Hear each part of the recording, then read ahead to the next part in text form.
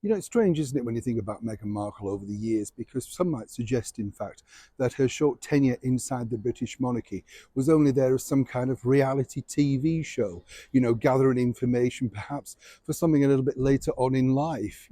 I never really bought it, even when she went on that very first tour where Harry was introducing her to the people of our wonderful country, taking around, even in fact to Sussex, somewhere where you must wonder now what they think about that. Internationally known, but they never return, or indeed don't have any appetite to return, do they? But what is frightening and what is interesting is this.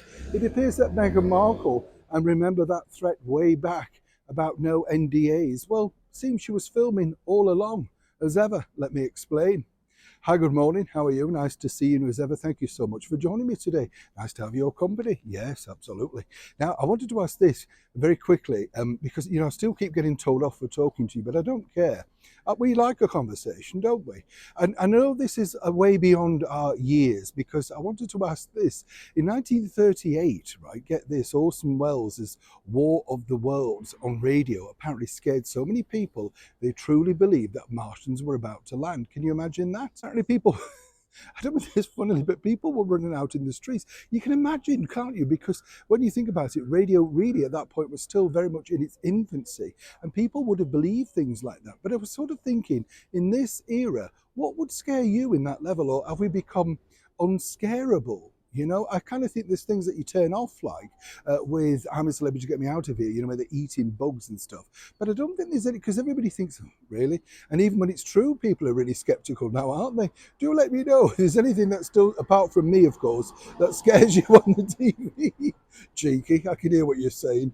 Back as ever to your breaking ball story of the day. Let's not forget Meghan Markle issued this very veiled threat, did she not? All about never signing an NDA inside the British monarchy. And when you think about it, it just proves how trusting, how believing some people might have been, or in fact was one presented. And perhaps that was rebuffed in what Meghan wants, Meghan gets, because obviously Prince Harry did not want to do anything to upset his bride.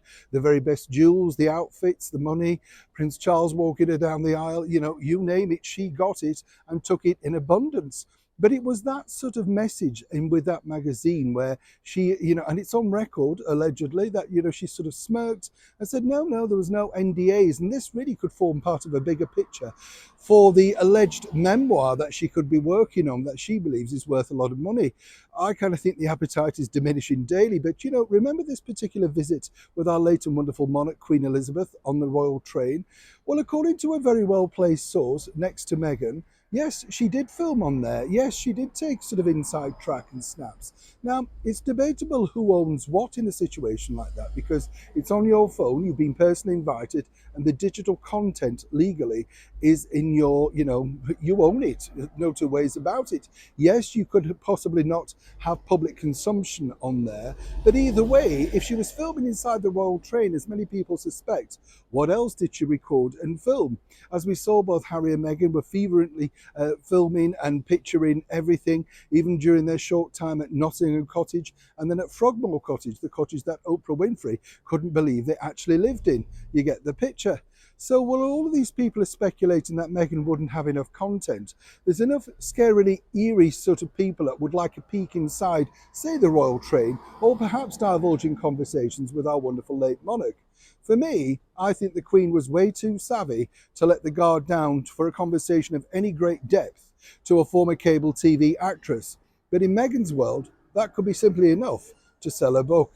It is a developing story. When I know more, you'll know more. Neil Sean in the very heart of London.